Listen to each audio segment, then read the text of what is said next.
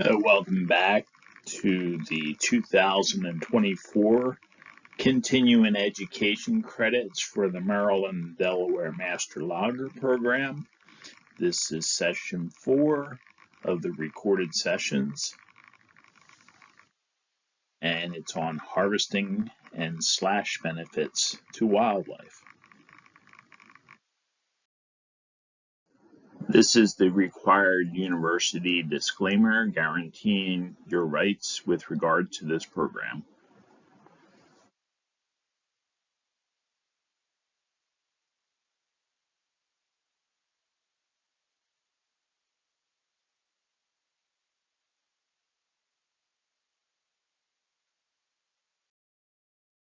Pursuant to Department of Agriculture, these are instructions to file a program discrimination complaint.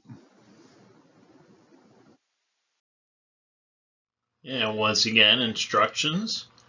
Please watch all the videos in this series in the playlist before completing CEC Recorded Session Quiz 2024. Please direct any questions to myself at the email below or to Taylor Robinson. So, why harvest for wildlife? I put this presentation together for the loggers because as a forester for the Maryland Forest Service on the lower shore, I was the project forester down there. I had a lot of landowners who were acquiring property, and they were in the midst of changing the management on the properties. They wanted to go from managing for plantation timber, in other words, loblolly pine plantations, and now wanted to manage those forests for wildlife. So it's worth educating the loggers on what's happening in the area, in the region. And this not only applies to the eastern shore, but also to other areas across Maryland where we see an increase in landowners that are, instead of managing traditionally for timber, they are managing for wildlife.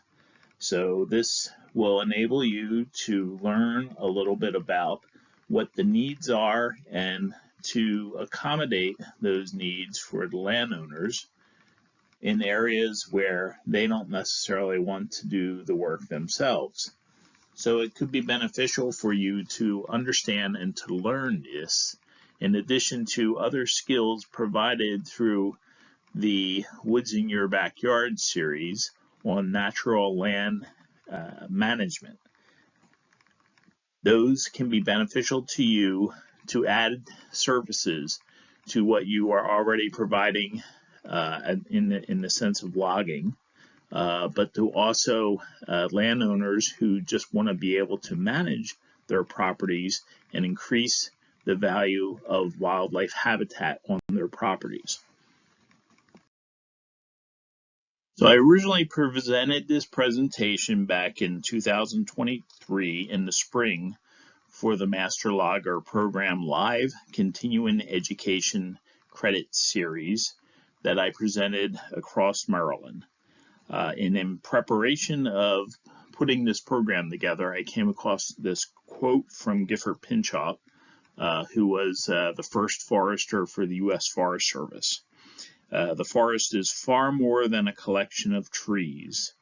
And it's true, it's more than just trees that are growing in the forest. We're also talking about the soil, which has a very complex and intricate relationship itself, in addition to the microbes that are living in the soil, the roots and mycorrhizae fungi that support the trees, and the trees themselves, the dead wood on the ground, the herbaceous layer, but also the shrubs in the understory and the smaller trees that are growing in the understory as well. We're talking about the complete collection of the forest, and even us as organisms ourselves that appreciate the forest and live in the forest, we are part of that system as well.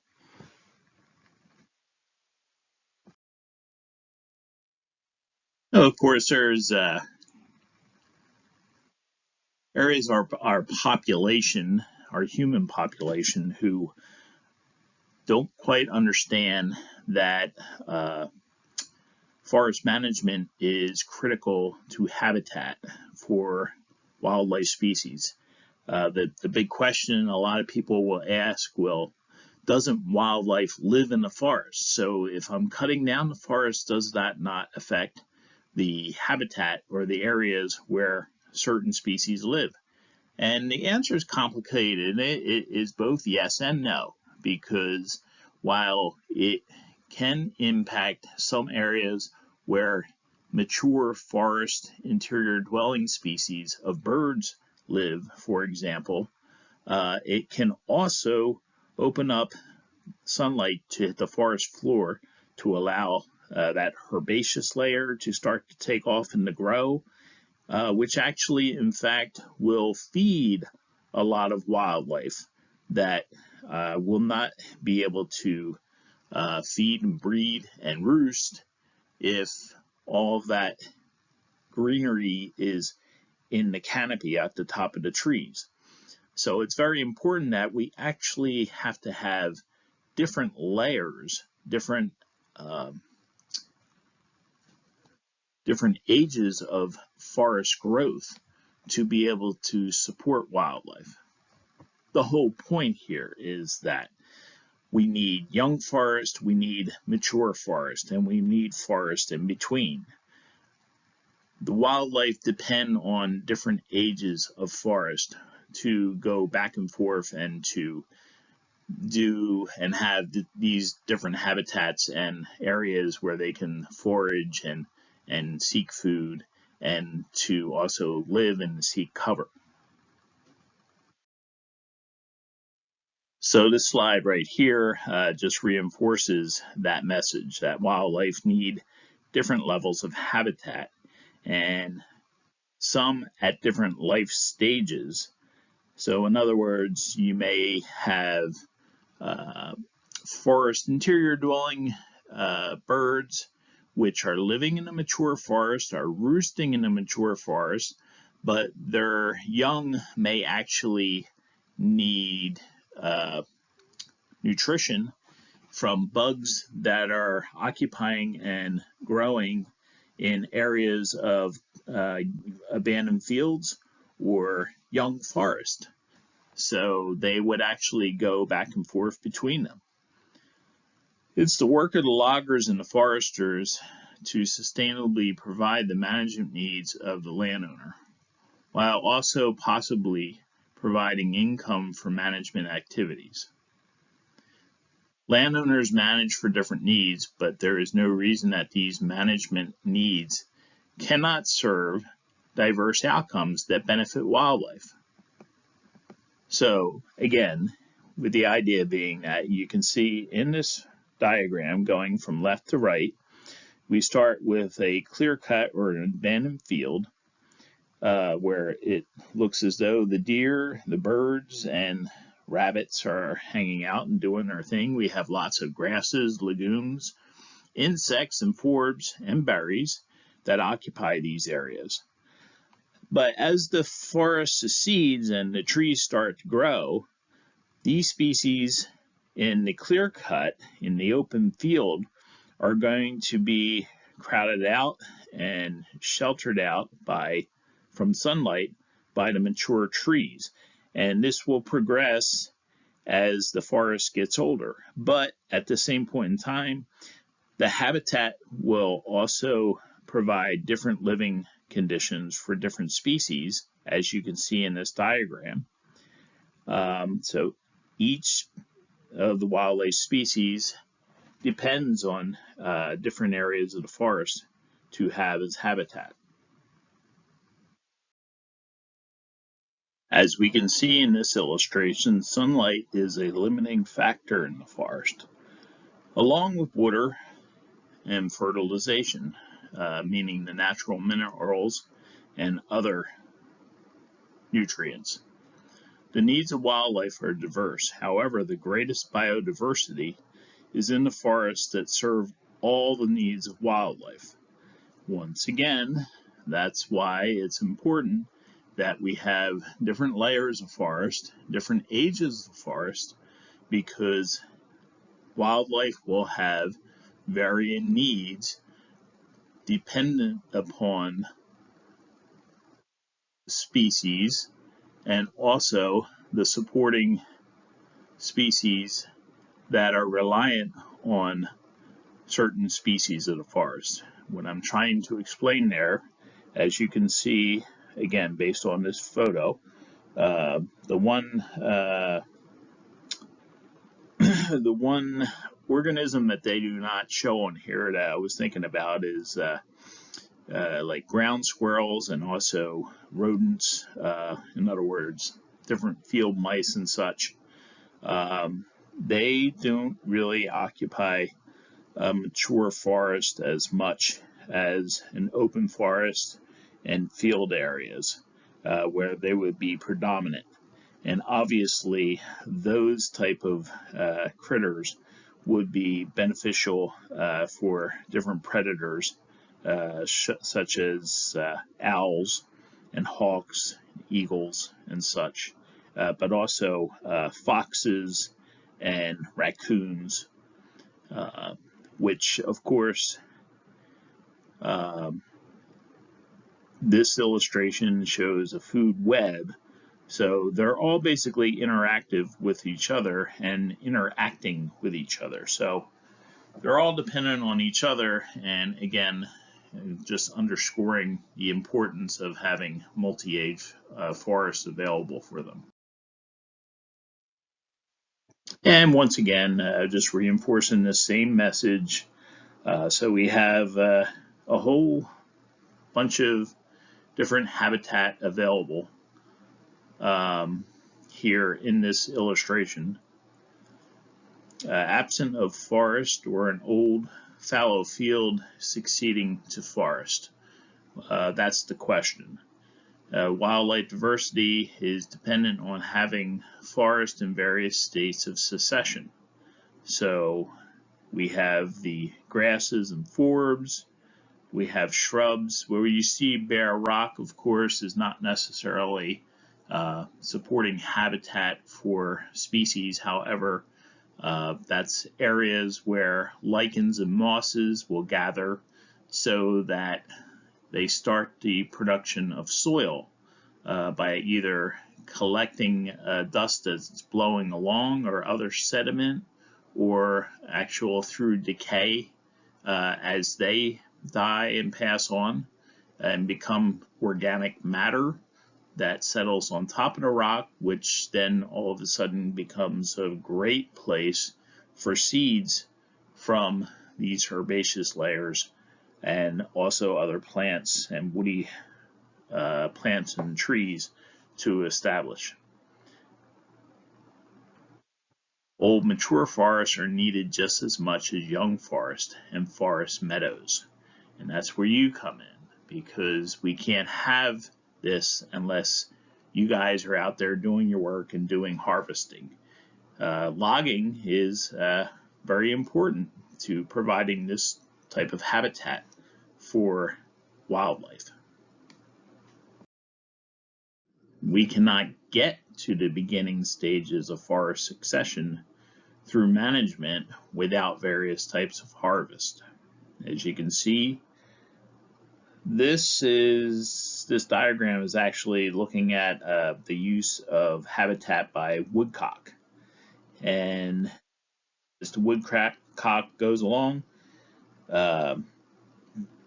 we have the singing ground off to the left, abandoned farmland, blueberry fields, and forest openings used as singing ground and also roosting field.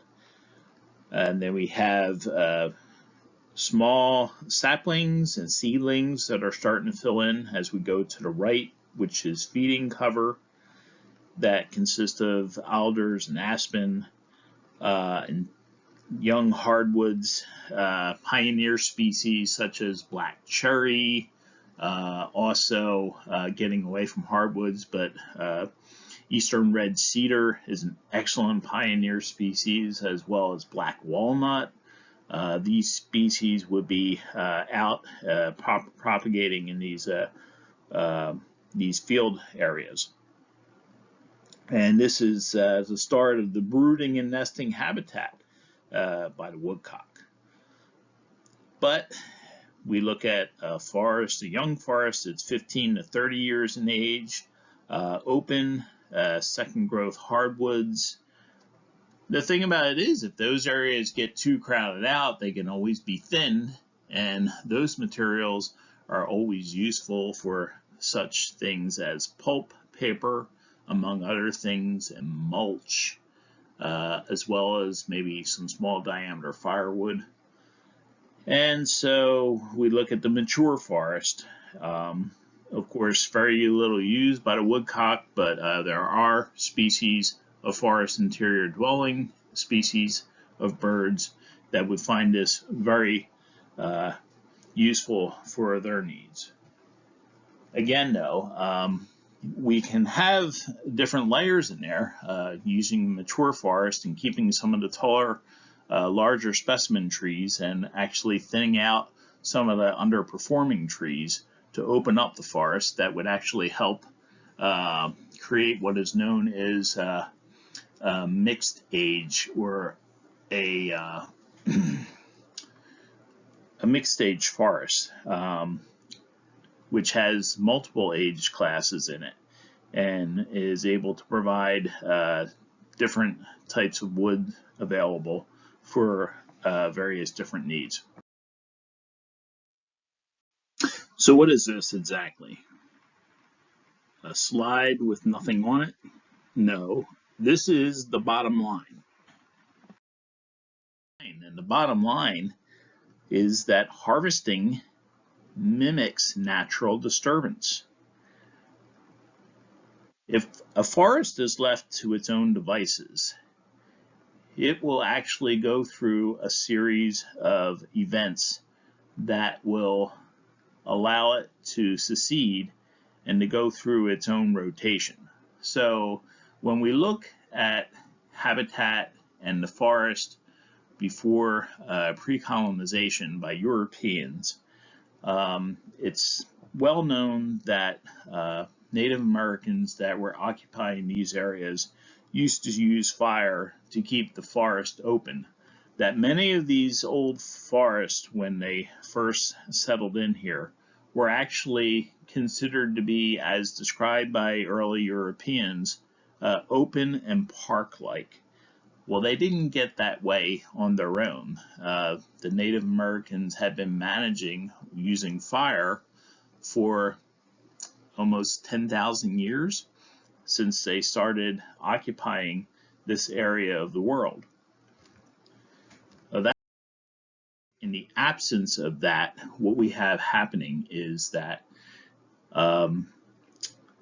harvesting activities will mimic things that would naturally occur, such as blowdowns and hurricanes or tornadoes that would open up a forest. Of course, forest fires, which can really knock back successional stage to almost a primary succession stage, where there is no organic matter left. But that's a little more rare for a forest fire to be able to do that, because some organic matter will be left behind. You know, and then we can get into really off the wall things such as meteor strikes and glaciation, which really harkens back more to primary succession, where there's no organic matter left whatsoever.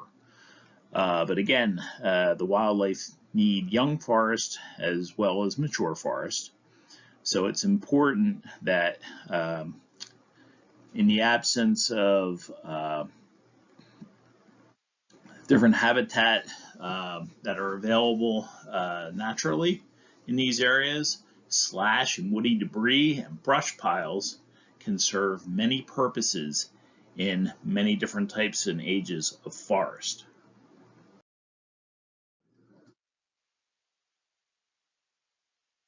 Should bring us a little bit to a sidebar here about white-tailed deer. As you can read there, one 150-pound deer can eat up to 12 pounds of food per day. That's an awful lot of leaves and such. So if you can imagine that, I don't think we eat maybe a pound or two a day ourselves. So for a deer to be eating that much, they're eating an awful lot. That's a lot of leaves, vegetation, and saplings, as we said. Where will all that vegetation come from is at the top of the tree canopy, because I have not seen deer, although I guess you could give an argument for reindeer, Santa's reindeer that is, flying over the treetops. But no, that does not happen in real natural settings around here every day anyway. So it's quite obvious that the tree tops are a lot higher than the deer can reach. So I haven't seen any deer climbing trees either in recent memory. I have seen a groundhog climbing a tree, which I found quite interesting, but not a deer. So again, it's herbaceous layer, and that layer of young forest that is important to the deer so that they have a source of food. Because you can see in the background of this picture now, two things. Number one, there's no understory vegetation, because obviously there's some a great amount of deer pressure that's kind of keeping the understory open, and there's mixed thoughts about that. But the deer are actually eating out in the grassy area where the sunlight's able to hit the floor, and actually there's actual stuff growing for them to eat.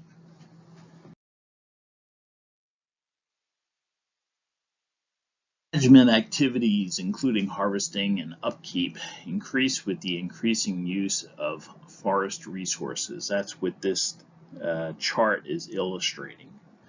Once resource allocations cease and proactive management falls behind, the resource is exploited.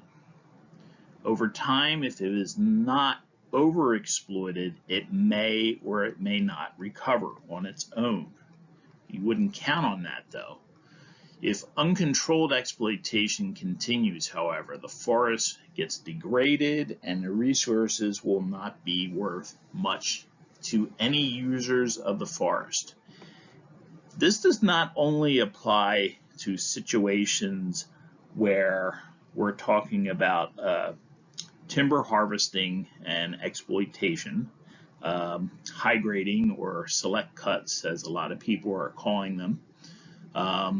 There's a misimpression that leaving the understory trees behind and taking out the best of the best trees is actually going to be good for the forest. And this impression has got to be stopped right here, because what that actually is doing is leaving behind inferior trees to be the next forest. And in many cases, you have the understory trees. In one particular case I'm thinking about, where hollies were dominating the understory. And unfortunately, we really want to see more oaks in that forest, not hollies, because the hollies don't have nowhere near the amount of benefits to wildlife that the oaks do. Another way of looking at this, though, is, again, we're not just talking about timber harvesting, but also areas that we're managing for wildlife, but also for recreational purposes, because unmanaged forests, even if they're just used purely for recreation, do get degraded and exploited.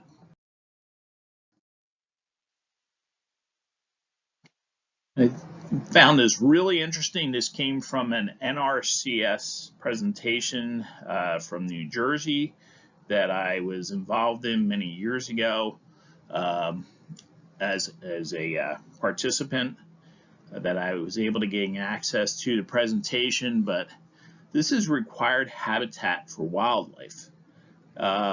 You'll see, of course, the mourning warbler there only looks like it needs a very small area of habitat. But then again, that warbler is going to be moving around an awful lot. And actually, it looks like it's utilizing habitat in an open area, as you can see based on this aerial photo. Spotted salamanders, they need a little bit more area, obviously. What we want to recognize here is most tracks won't meet all species needs, and that wildlife managers need to be realistic along with landowners with their goals and learn to recognize the important elements of landscape and local level management. Again, looking at pileated woodpecker, they need about 200 acres. Barred owls need about 500 acres. Deer need about 640 acres. Fishers would need, which we don't have any fishers around here except for up possibly in western Maryland, would need about 4,000 acres. You see your apex predators obviously need more area. And the black bear, of course, needing the most area. An apex predator, she or he needs 25,000 acres. So that being said, you're not going to see a lot of black bear in this area overlapping each other because they need so much habitat. So where natural disturbance regimes have been altered, wildlife habitat can be established and maintained by using practices such as timber harvest, cultivation, and prescribed burning and prescribed grazing. In other words, we're talking about management through the match, the plow, the axe, meaning timber harvesting and logging, and also the cow, maintaining areas in pasture form. Use of these tools should be used to mimic natural disturbance regimes to the extent possible. Buffer areas can be managed and maintained by using these tools in a manner that benefits the wildlife while meeting other buffer practice objectives. So once again, we can actually use each of these in different types of forest settings to benefit wildlife. It all depends on the wildlife that we are looking to manage for. That's the important part.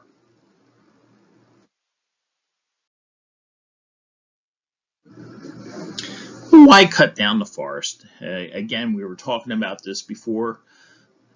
As loggers and as foresters, we understand and appreciate the needs for this, but there's a good section of our population that goes to the home improvement center and picks up their lumber there and never sets foot into a forest, never has any idea of what's going on out in the woodlands.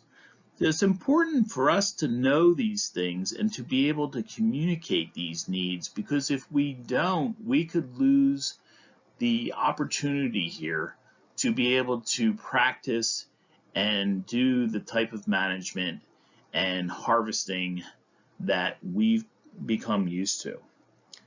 So that's why it's important to understand these things so that we can explain it to others who don't understand it.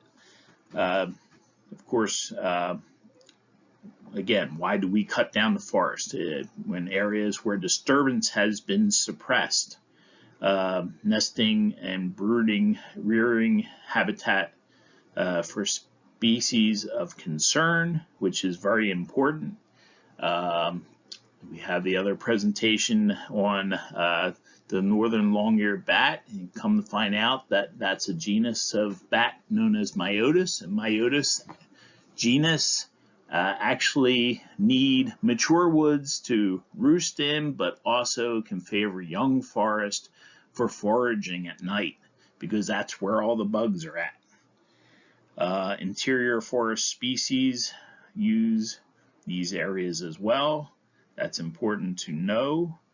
And of course, we have productive feeding areas for insects and mast, which is good for squirrels, ground squirrels, and rodents, and turkey and deer as well. So, of course, young forest habitats, we have a warbler up there on the right, are good for scrub and shrub birds. The golden winged warbler comes to mind immediately. It seems to be the canary in the coal mine for the young forest habitat initiatives. But also there are other species that just as equally depend on a young forest, and they include the Canada warbler. I am so sorry about that. The whippoorwill, ruffed grouse, and woodcock. The key habitat components, of course, are thick young growth, minimum sizes, diversity at the landscape scale, and also maintain important existing habitat. Another consideration, we've been talking a lot about this most recently because there's been a lot of effort and interest in trying to get quail habitat.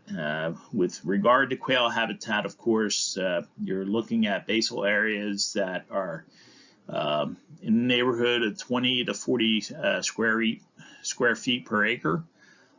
That's a very open woodland, but it's still considered woodland because there's still trees growing in the landscape there. Of course, may not meet official definition of a forest. However, again, depending on habitat needs, that's what drives basically what type of management we'll be doing in those areas. Here we have a picture of that bellwether species, the golden winged warbler. Again, very important species that it's been in decline and needs that open forest habitat. You know, we talk so much about planting trees, maintaining mature forest, keeping quote unquote old growth characteristics. The ironic thing there is that in most of the areas of Maryland, with the exception of Western Maryland most likely, but the eastern areas are subject to a lot of disturbance. So you may have what's known as old growth that may not exceed 200 years of age, just because you have high wind events, hurricanes and such that would blow down a lot of forests, so you just won't have a lot of trees that are able to live beyond that age based upon statistics and the amount of weather events that we have in the area to knock back and knock out and clear out those species. Here we're looking at, this is coming from courtesy of the Maryland Forest Action Plan of 2020. The Maryland Forest Action Plan is put out every 5 years, I believe every 10 years. It's mandatory that this gets put out for the federal government, for Congress, so that way it's all tied in with the Farm Bill. The Farm Bill, of course, is very important. It provides funding to NRCS for conservation practices so that forests can be maintained accordingly, and that landowners can receive money for different practices that they're going to be managing their forest for. This diagram, though, is illustrating the need for young forest.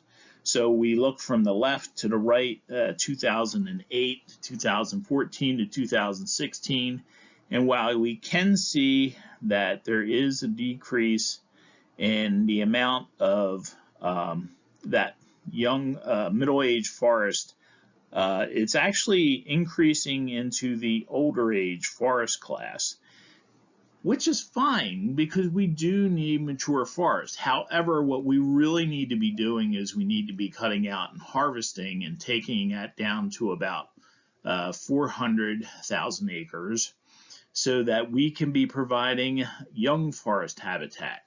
There are so many species now, and we're not just talking about birds, but we're also talking about, when we say wildlife, we're also talking about insects, because insects are a very important part of this whole ecology of the forest.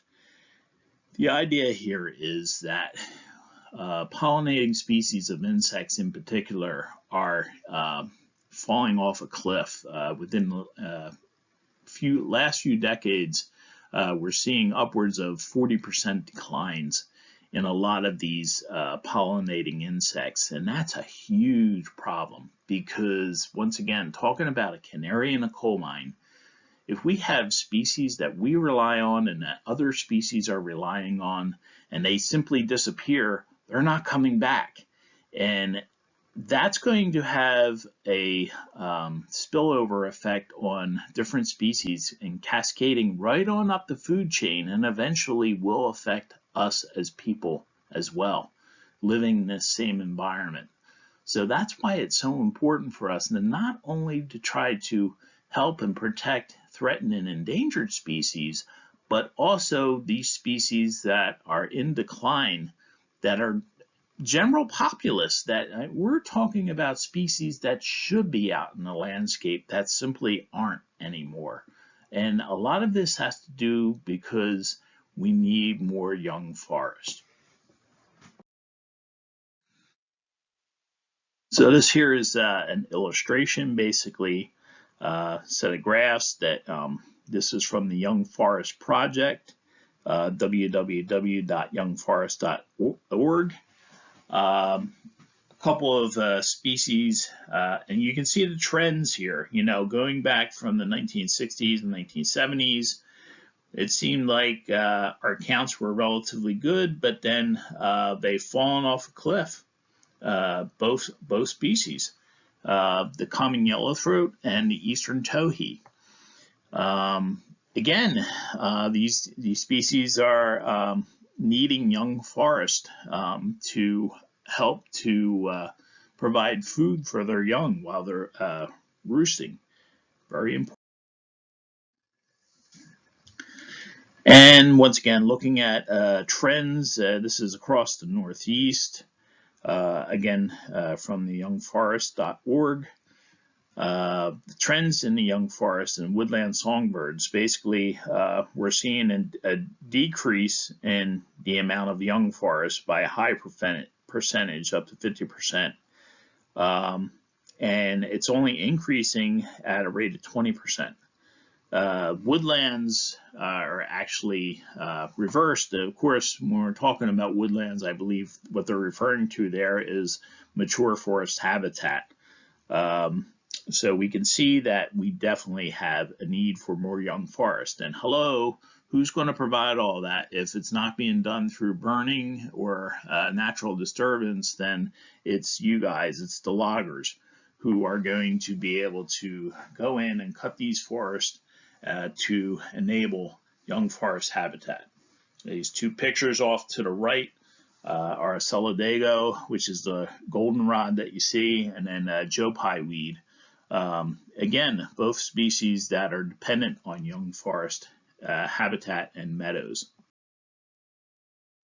What this graph illustrates here are trends in the young forest across the Mid-Atlantic and New England.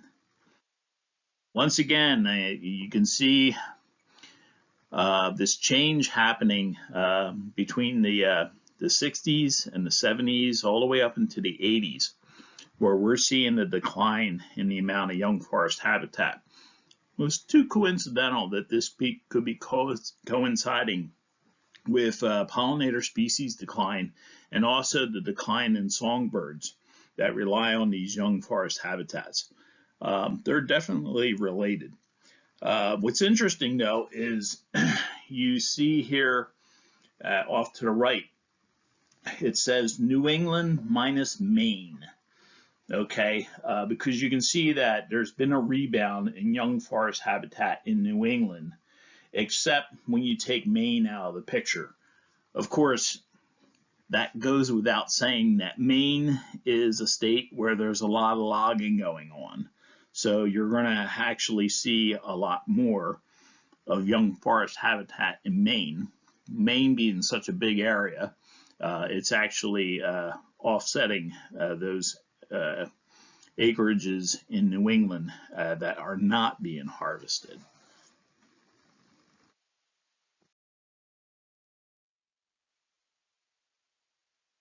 So now we're going to quickly go through and look at different types of habitat through areas that are beneficial to the woodland owners who are managing for wildlife.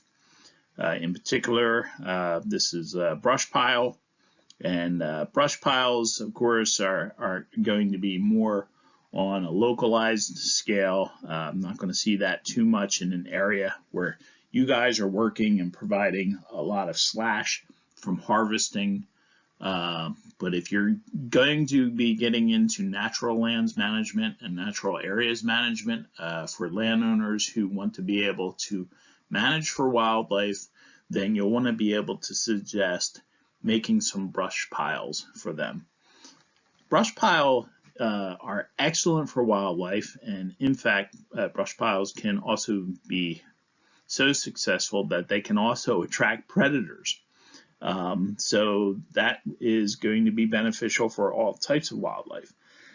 The benefits, of course, not only do they provide habitat, but they also protect seedlings, which is very important because obviously if we have areas of oaks or other areas where mast species that are being overbrowsed by deer, the deer aren't going to get in there.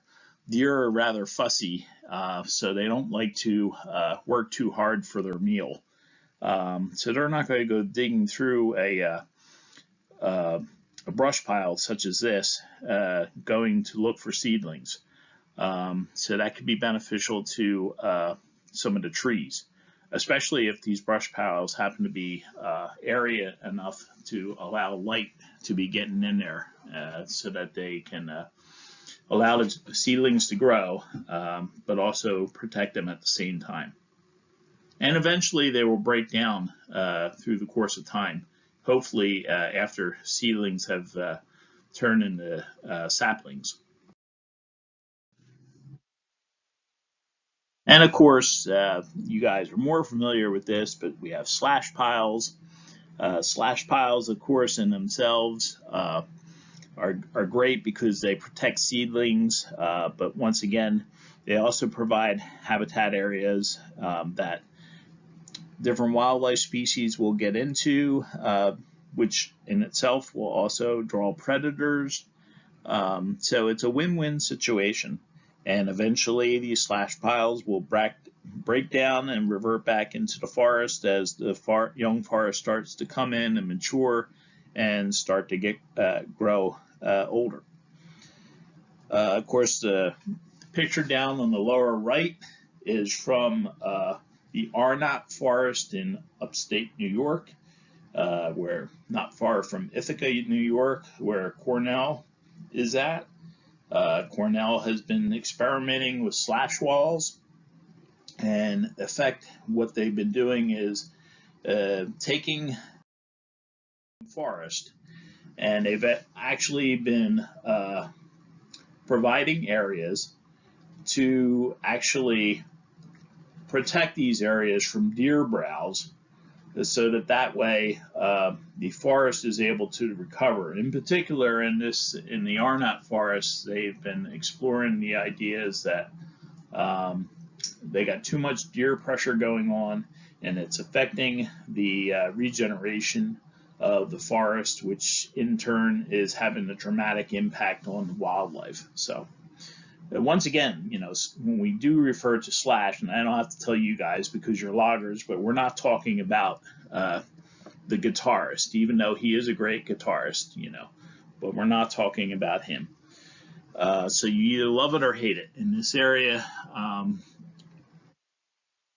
has an abundance of slash, and it can't be planted, unfortunately. And this is an area down on the lower shore that actually is in need because there's no really good regeneration going on in this area. This is when I was a forester for Maryland Forest Service, and I was out there taking a look around.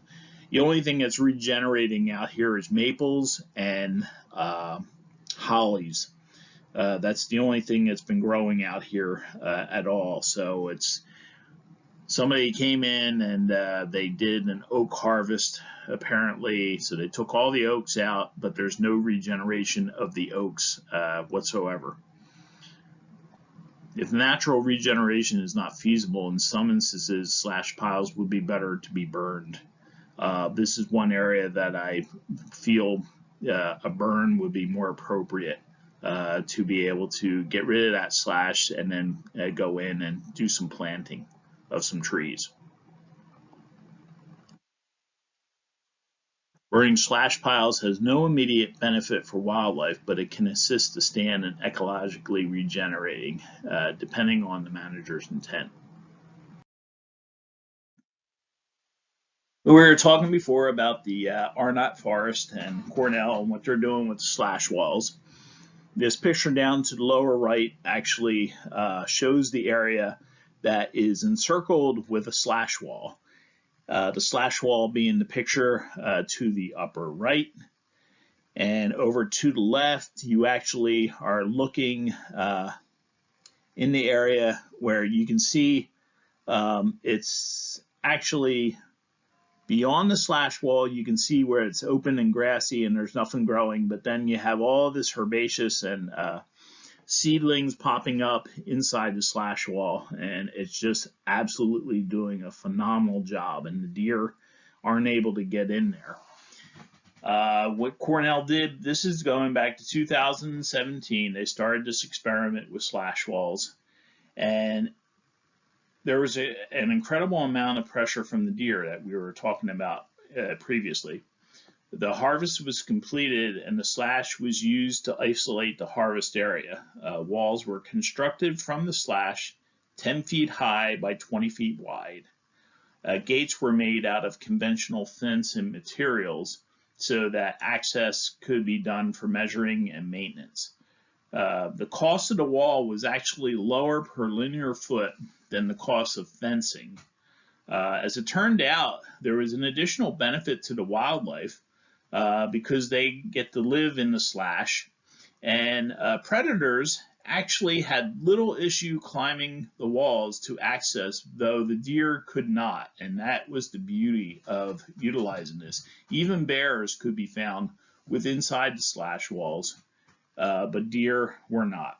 So on that note, it's been a bit of a management success as far as that is concerned, and Cornell has been talking about this for quite a while, and you can find out more information by hitting this QR code on the right hand side, and there's also a presentation available on the Forest Connect series specifically on slash walls. And unfortunately, I think the only areas that would be beneficial for slash walls in Maryland are probably going to be out in western Maryland. An issue with potential fire hazards on the Delmarva Peninsula to be able to utilize slash walls. So mature, this is down on the lower shore again, mature stand lollipop pine with some hollies in the understory, along with dog fennel. Now, while the herbaceous layer may seem invasive because of the dog fennel, there's enough sunlight penetrating this stand due to thinning to allow an understory layer to grow, and this is actually pretty good for wildlife habitat. Also, the owners involved in this property actually do a little bit of beekeeping, that they actually sell the honey. So for them to actually have some herbaceous layer that the bees are able to gain access to actually benefits, but it's actually pretty good for them. As opposed to this is a poor example of wildlife habitat, obviously. The openness allows no cover for those species that need it, and there is no browse vegetation for herbivores. We could probably get around this by doing some management and opening up some gaps in the forest for sunlight, maybe by doing some harvesting of some of the trees in the area, some seed tree harvest or such. But the idea is that unless we can get sunlight down to the forest floor, it's not really going to be doing anything benefiting anybody as far as wildlife needs are concerned. This, on the other hand, I mean, this is just like, Margaritaville for the wildlife. This is a dense stand of saplings, and it's terrific example of excellent for wildlife cover. And there's plenty of browse for herbaceous species. Herbaceous herbivores, and there's also plenty of nooks and crannies for the wildlife to hide in as well. And also, you have to consider the fact that all the insects that are in this area and how the birds are able to feed on them. It's really interesting for all those people out there that throw bird feeders out in their front yards, thinking that they're doing a benefit for the birds. Doug Ptolemy actually talks in his book, The Nature of Oaks. And by the way, it's an excellent book, very light read. So if you are interested in that sort of thing, I would highly recommend it. It's not that terribly long of a book, and Doug actually talks about going through his own neighborhood where he lives over the course of the year and talking about oaks in particular. But back to my point, he mentions the fact that birds are actually, during time of roosting, they're actually eating more proteins, in other words, insects, than they are seeds, because they provide what they need to give their young in the nest. So that's very important. So it's exceptionally important to have plenty of insects available for birds to be able to raise their young. And of course, our last segment here, we talk about snags, cavities, and nest trees as a part of habitat.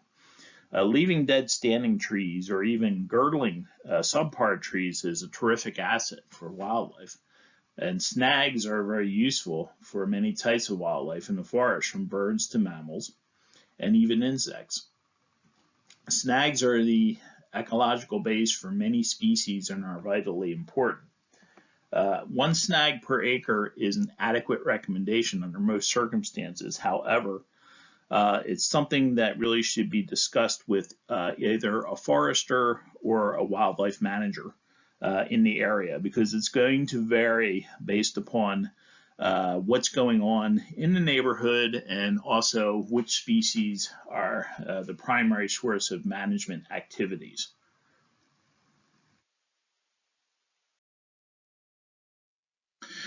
And here we have a young pileated woodpecker peeking out of its nest in a roost in a dead snag. Dead snags, again, are excellent habitat for wildlife. It depends on whether or not it's going to be a hazard to a trail or to somebody's house or a shed. If not, then it's just best to leave snags, dead snags like this, intact for habitat like this. And even when the woodpecker is not occupying it, then you can have screech owls and different other species that would be utilizing this nest or this area as well, if not being utilized by the woodpecker. But again, you want to check with a forester or a wildlife specialist for the recommended number of snags per acre.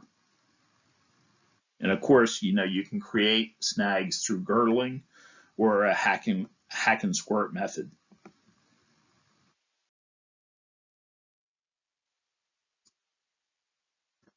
Coming in on the end here, this QR code on the lower left side of the picture is the Nature Conservancy Working with Fire program.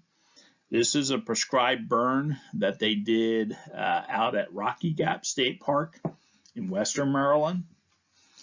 But you know, these are the challenges that we're faced with the forest, and this is why it's important for you as loggers to understand it and to be a part of the process. It's good for you, it's good for your business, it's good for your livelihood, and of course, you can't leave it to society to make these decisions for you. You know, it seems to be a no-brainer type of thought, but if we don't speak up and do something about it, you know, there will be people out there who decide that we shouldn't be touching the forest, which is just, it's wrong. In some cases, you know, there's forest areas that need to be protected, but in most cases, you know, forests need to be managed. But as a society, we become disconnected from nature, and the majority of people do not go out in the yard or woods today. Even though I know you guys are out there every day, as myself. Passive approach to land management and letting nature do its thing seems to be something that a lot of people are adapting to. It can be argued that nature has adapted to the disturbance of man since the dawn of natural resource extraction and farming. But historically, we do not manage our natural areas the way we did 50 or even 100 years ago. That's a problem. Farms are larger today and more commercialized, and historically, smaller farms would have occasionally went fallow or were abandoned and could readily revert back to old fields and succeed to forest, and young forest at that. Our land use, however, has changed dramatically. As land is developed today, it is almost always developed in ways that make it ecologically dead and unavailable to wildlife habitat pretty much at all. Buildings are built to exceed the length of human life, and impervious surface makes it impossible for anything to live in soils. Further, stormwater runoff changes dramatically in the absence of a forest. We landscape areas for aesthetic values without generally considering the needs of wildlife, and the management for landscaping takes very little consideration for the natural environment. Land use change is the #1 reason for forest deforestation in the temperate environment. Certainly, the oaks and pollinators suffer as a result, as we've been discussing. Proactive forest management is the key to providing wildlife with viable habitat. And again, it comes down to you guys.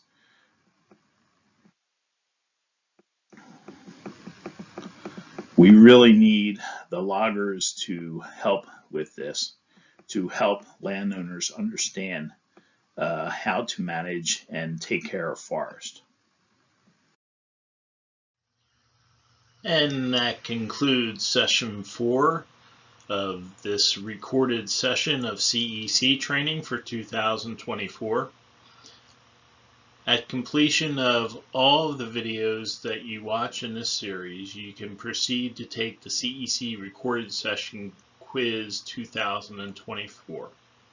If you have any questions or problems, you can direct them to myself at the email below or to Taylor Robinson. I thank you for your time. Stay safe in the woods, and please complete the quiz to get credit for these sessions. The total credits available for this series by watching the videos and completing the quiz is 4 CECs. Thanks again, and we'll see you in the woods.